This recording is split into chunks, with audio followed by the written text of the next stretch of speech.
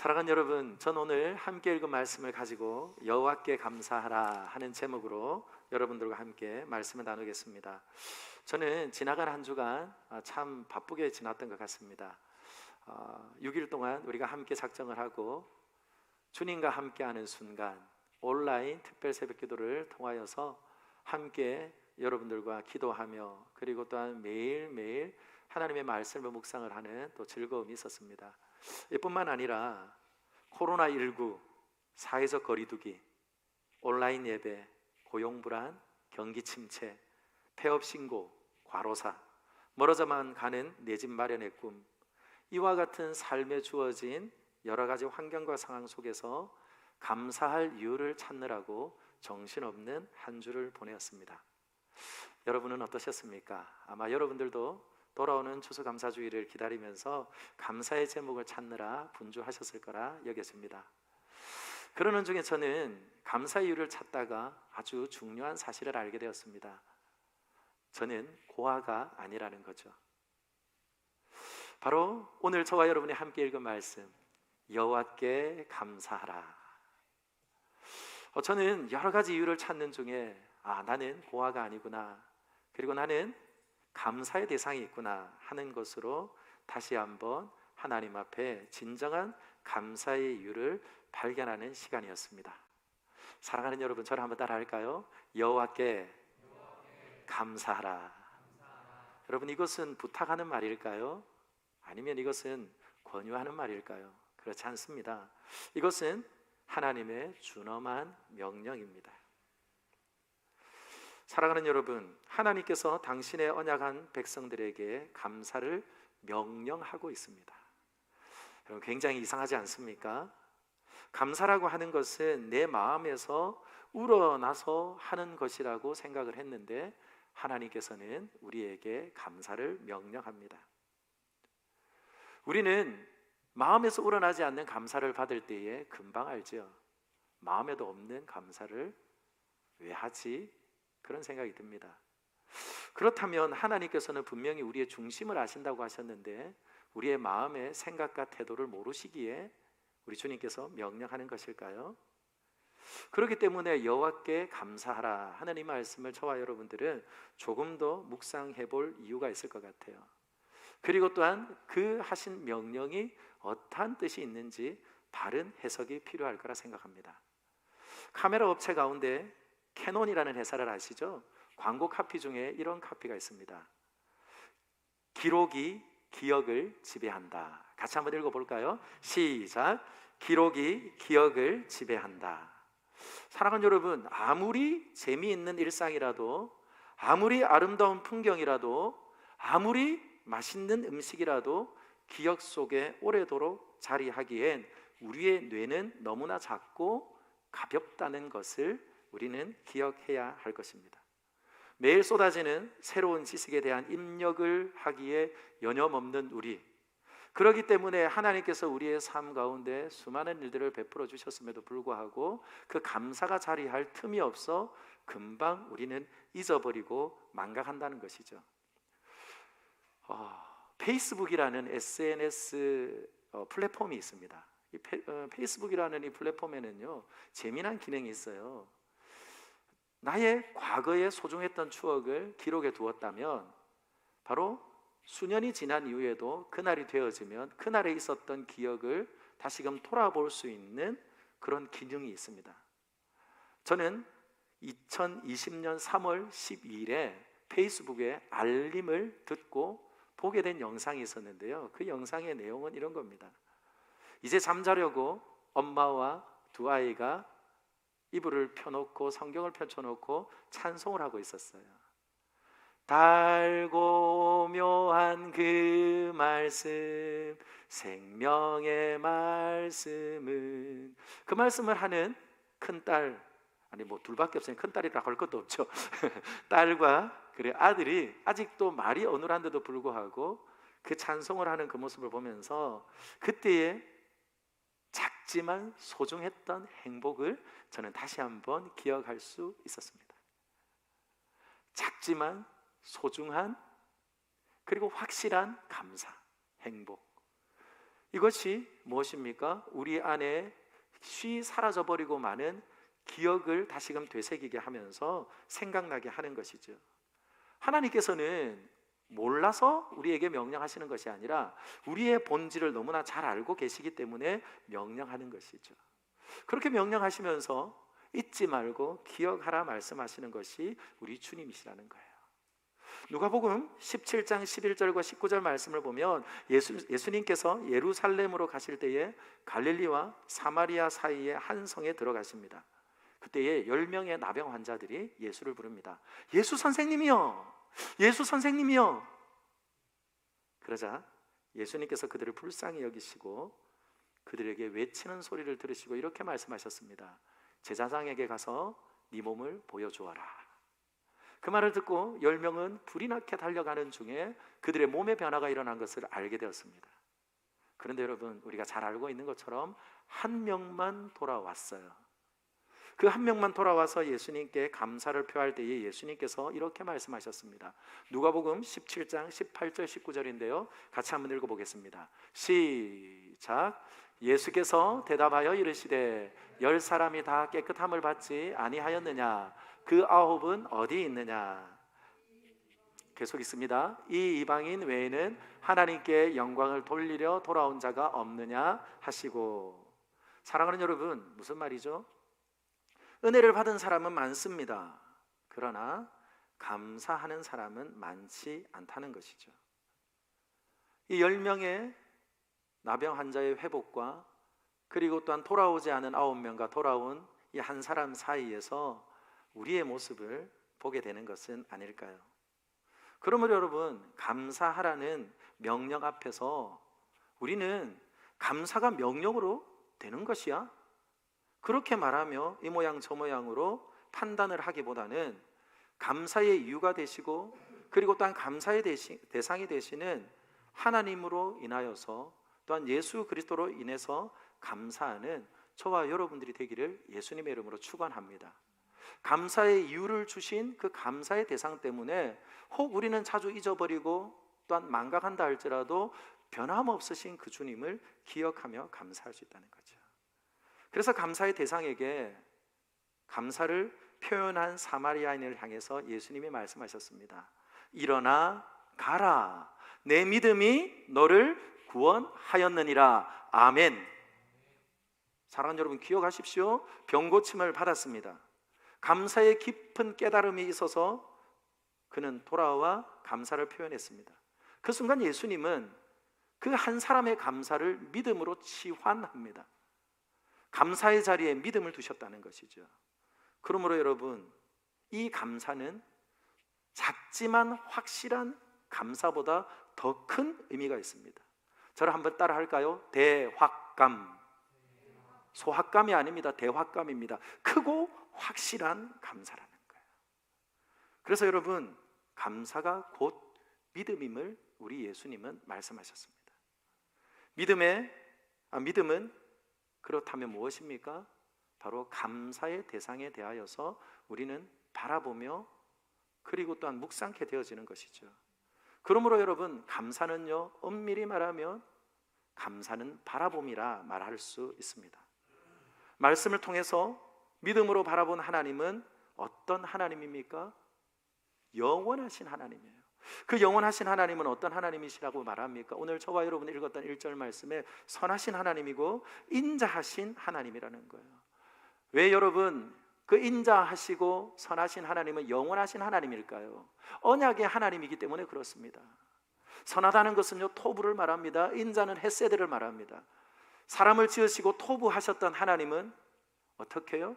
예수 그리스도 안에서 회복된 저와 여러분들을 토부하시고 지금도 선하고 귀하다 말씀하시는 거죠. 그리고 그 하나님은 지금도 언약하신 그 말씀으로 인하여서 영원토록 우리를 기뻐하며 사랑하시는 하나님이라는 거예요. 그렇기 때문에 여러분, 감사는 우리의 환경과 상황의 변화에 따라서 그 감사가 커졌다 줄어들었다 하는 것이 아닙니다. 왜냐하면 하나님이 변함없으신 분이시고 그 변함없으신 그 하나님은 여전히 우리의 감사의 대상이 되기 때문에 그렇습니다. 그러므로 여러분, 저는 오늘 이 아침에 변함없으신 언약하신 하나님, 선하신 그 하나님은 그 놀라운 자비하심을 처음부터 영원까지, 태초부터 영원까지 우리에게 쉼없이 공급하시는 복된 하나님인 것을 믿는 믿음 안에서 주님을 바라봄으로 감사할 수 있는 저와 여러분들이 되기를 예수님의 이름으로 축원합니다. 찬송 가운데 새로운 출발을 하는 결혼, 그리고 새로운 사업을 열 때 하는 개업 가운데 많이 불려지는 찬송이 있어요. 찬송가 398장입니다. 이 384장입니다. 이 384장의 이 찬송이 무엇입니까? 나의 갈 길 다가도록 예수 인도하시니 어려운 일 당할 때도 족한 은혜 주시네. 믿음으로 사는 자는 하늘 위로 받겠네. 무슨 일을 만나든지 만사형통하리라. 무슨 일을 만나든지 만사형통하리라. 아멘.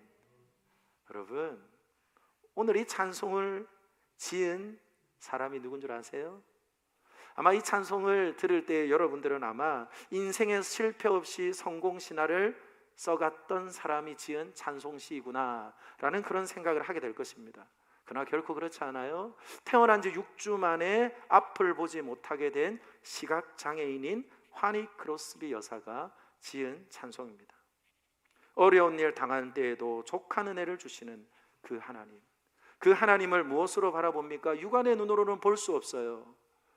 그러므로 사람들은 그를 불행한 인생이라 말하고 안타까운 인생이라 말하지만, 그는 눈은 감겨 있지만 영안이 열리고, 그리고 또한 하나님의 말씀을 신뢰하며 그 말씀 속에 변함없이 사랑하시고, 그리고 선하신 하나님이기에 당신이 하는 그 일이 항상 선하다는 것을 믿음으로 바라보며 그는 뭐라고 말합니까?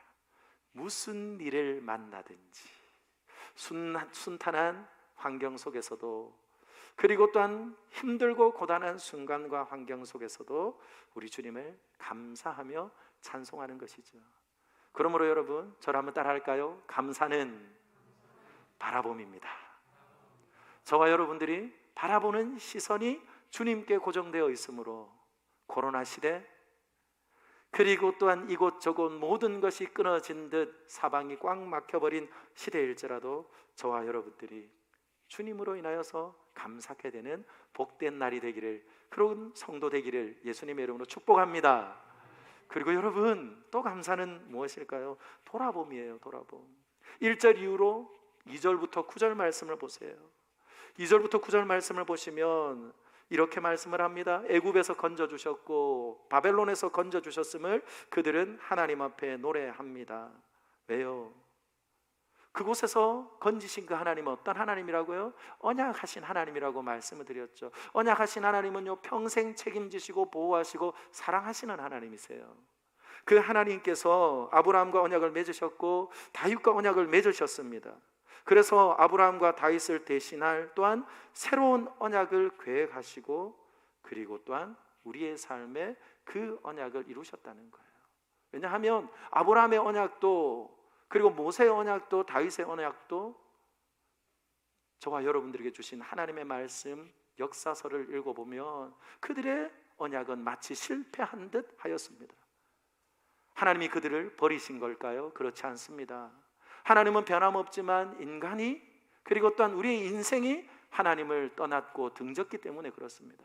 그래서 그 언약은 끝이 난 듯 하였으나 바로 아브라함과 다윗과 모세와 맺으셨던 그 언약의 그 중보의 자리에 예수 그리스도를 두셔서 새 언약의 중보자가 되시는 예수 그리스도로 인하여서 저와 여러분들에게 무엇 하신 겁니까? 영원히 죄와 사망에서 죽을 수밖에 없는 우리를 속량하시고 구원해 주셨다는 거예요. 에레미야 33장 31절과 33절 말씀입니다. 그 새 언약의 그 놀라운 약속이 어떠한지 같이 한번 읽어볼까요? 시작. 여호와의 말씀이니라. 보라, 날이 이르리니 내가 이스라엘 집과 유다 집에 새 언약을 맺으리라. 이 언약은 내가 그들의 조상들의 손을 잡고 애굽 땅에서 인도하여 내던 날에 맺은 것과 같이 아니할 것은 내가 그들의 남편이 되었어도 그들이 내 언약을 깨뜨렸음이라. 여호와의 말씀이니라. 그러나 그날 후에 내가 이스라엘 집과 맺을 언약은 이러하니 곧 내가 나의 법을 그들의 속에 두며 그들의 마음에 기록하여 나는 그들의 하나님이 되고 그들은 내 백성이 될 것이라. 여호와의 말씀이니라. 아멘. 돌판에 주신 언약의 말씀이 아닙니다. 우리의 신비에 새겨주신, 성령으로 새겨주신 그 언약은 우리를 영원한 하나님의 언약 백성 되게 하신다는 거예요. 그 언약이 어떻게 이루어졌다고요? 예수 그리스도로 이루어졌다는 것이지요. 그래서 예수님께서는 6월절 마지막 만찬의 자리에서 이렇게 말씀하셨습니다. 누가복음 22장 20절입니다. 저녁 먹은 후에 잔도 그와 같이 하여 이르시되 이 잔은 내 피로 세우는 새 언약이니 곧 너희를 위하여 붓는 것이라. 아멘. 이 언약의 피는 어떤 피입니까?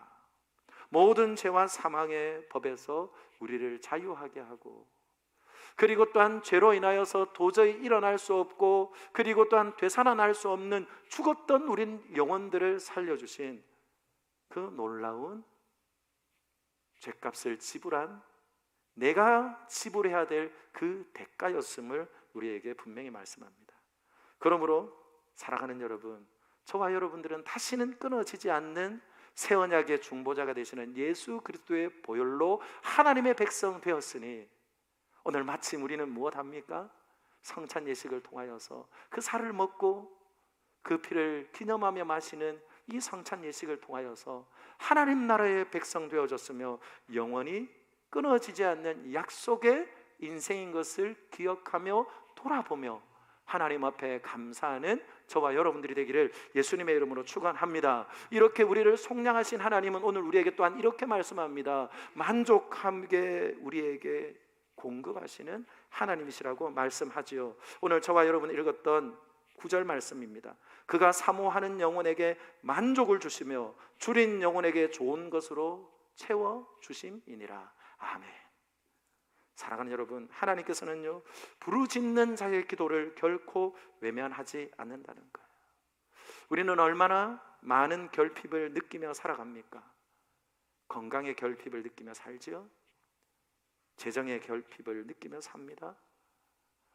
수많은 이들이 내 곁에 있는 것 같지만 정말 외로워 어디 전화 한 통 할까라고 전화를 들라치면 어디다 전화를 해야 할지 내 상한 마음을 쏟아놓을 수 있는 친밀한 관계조차도 없다는 관계의 결핍의 사람이 바로 우리라는 거예요.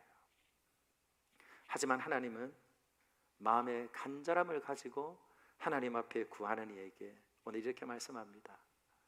줄인 영혼을 만족하게 하시고 충만하게 채워주신대요. 2주 전에 저는 필그림 하우스에 4일간의 시간을 보내고 왔습니다. 코로나와 함께 지나온 시간들 속에 몸이 건조해진 저는 하나님의 은혜가 너무 갈급했습니다.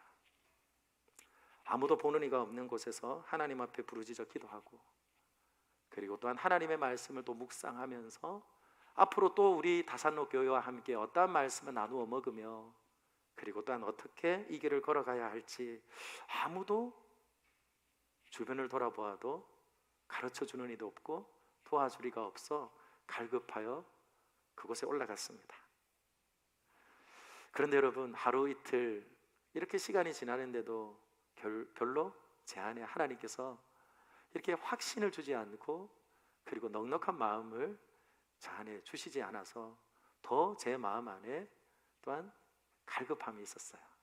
근데 저희 아내가 잠시 통화를 하는데 그렇게 말하는 거예요. 여보, 기도 많이 하고 있지? 하나님 뭐라 하셔? 묻는데요, 여러분, 굉장히 부담스럽더라고요. 부담스럽더라고요. 우리 청소년 부모님들은 다시 말씀드립니다. 수련회 갔다 와서 꼭 이렇게 묻지 마세요. 무슨 은혜 받았니? 너무 힘들어요. 그런데 여러분, 수요일 오전 예배를 온라인으로 본교회 우리 훌륭한 우리 전도사님 있죠. 백은혜 전도사님의 말씀을 듣고 제가요 힘이 생겼어요. 그리고 나서 저녁에는 또 필그림 하우스에서 인도하는 예배에 참석했습니다. 그런데 그곳에서 하나님이 저에게 말씀해 주셨어요. 그날은 마치 지구촌 교회 블레싱 향수 초청하는 날인 것 같아요.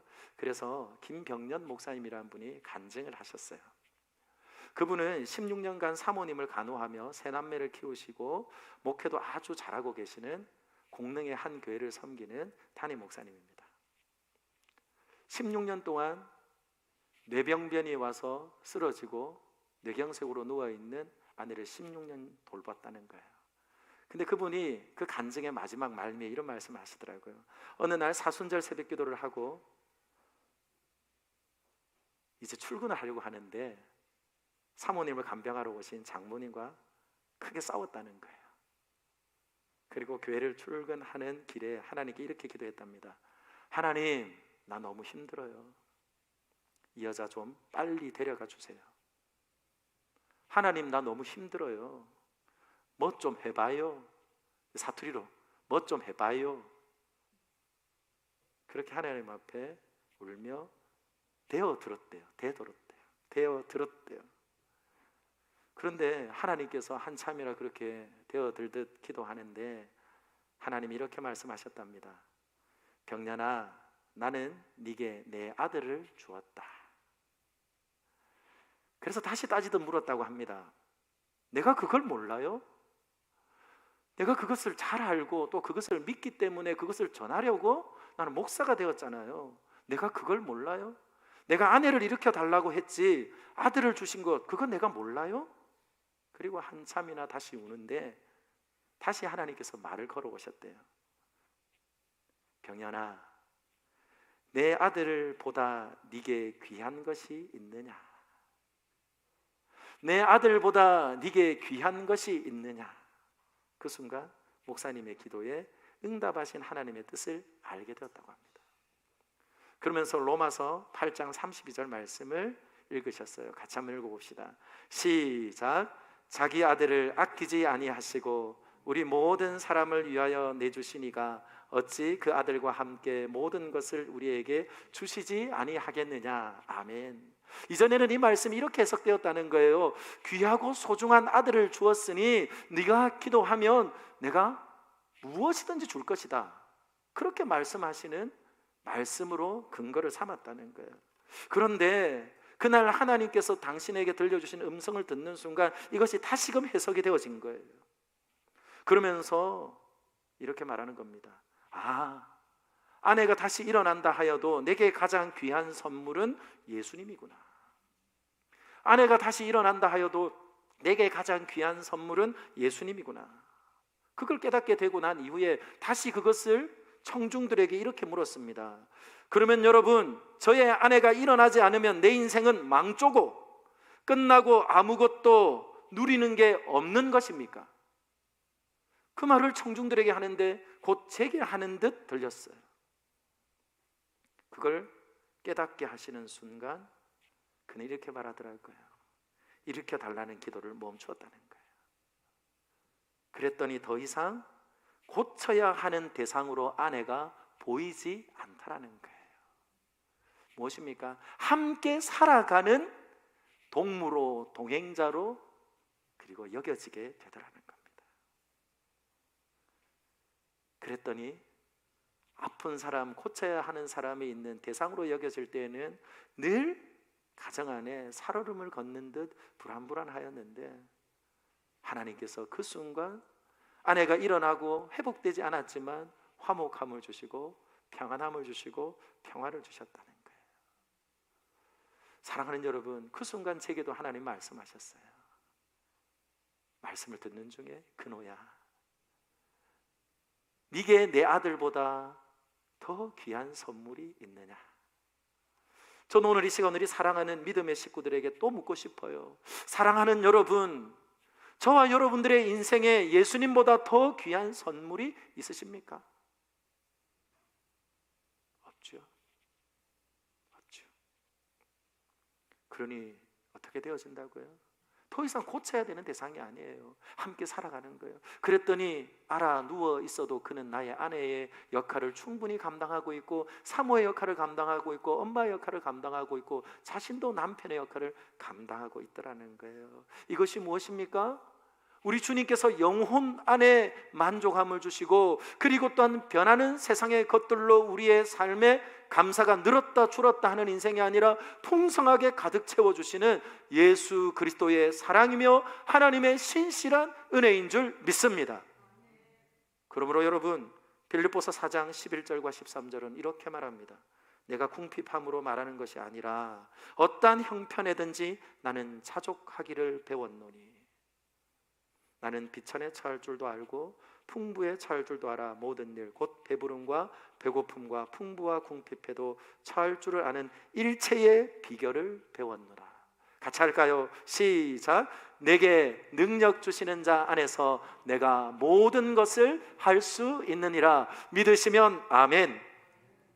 사랑하는 여러분, 이렇게 우리 주님은 우리의 삶에 응답하시며 충만한 만족감을 주시는 분이죠. 이것이 무엇입니까?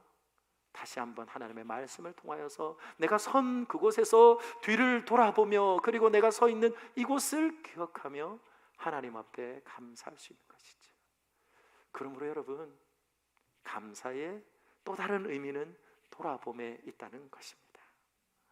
그러므로 저는 오늘 다산로교회 모든 믿음의 식구들은 우리에게 이미 만족함으로 채워주시는 선함과 인자하심이 어제도 오늘도 내일도 변함없으신 그 신실하신 하나님으로 인하여서 감사하며 그리고 예배하며 찬송하는 저와 여러분들이 되기를 예수님의 이름으로 축원합니다. 말씀을 맺겠습니다. 구약 성경을 보시면 7가지의 절기들이 있습니다. 그 가운데 하나님께서 반드시 성회로 모여 지키라고 말씀하신 절기가 있는데요, 그 절기는 유월절과 그리고 또한 맥추절과 수장절입니다. 그런데 이 3가지 절기는요, 추수와 아주 관계가 있습니다.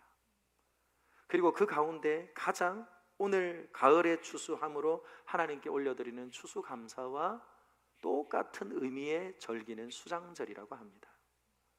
이 수장절은 무엇일까요? 한 해 동안 하나님께서 우리에게 허락하셨던 그 모든 수고의 노력을 거둬들이며 하나님 앞에 감사하는 거예요. 그렇게 거둬들이며 감사하는 그때부터 그들은 또한 7일 동안 초막절이 진행이 되었습니다. 사랑하는 여러분, 기억하십시오. 수장절은 무엇이라고? 거둬들인 것, 돌아보며 기억하는 거예요. 그런데 여러분, 또 7일 동안 진행되어지는 것이 무엇이라고요? 초막절이라는 거예요. 이 초막절의 의미는 무엇일까요? 초막절은요, 그들은 다시금 얼기설기 나무 위에 가지들을 모아서 초막을 짓고 그곳에서 생활합니다. 그곳에서 생활하면서 무엇을 기억하는 것일까요? 그들이 들어갈 가나안을 기억하며 걸어왔던 미래와 소망을 담고 있는 것이 초막절이라는 거예요. 물론 지나온 광야의 길을 기억하는 것뿐만 아니라 우리의 초막과 같은 인생이라 할지라도 장차 우리는 어디로 가는 거예요? 그 초막과는 비교할 수 없는 영원한 하나님의 나라를 소망하며 앞을 내다보고 미래를 소망하며 하나님 앞에 감사의 절기를 보내는 것이 초막절이라는 거죠. 그러므로 여러분, 오늘 이 신약의 시대를 살아가는 저와 여러분들에게 이 추수감사 주일은 우리가 농사를 짓나 뭘 하나, 그런데 무슨 추수감사가 의미가 있는가? 그렇게 말할 이유가 전혀 없습니다. 왜냐하면 우리 주님께서는 장차 오셔서 마지막 때를 심판하시고 또한 영원한 하나님으로 나라로 우리를 인도해 가시는 그 과정을 무엇이라고 말합니까? 추수의 때라고 말씀하셨어요. 그러므로 저와 여러분들은 기억할 것이 있습니다.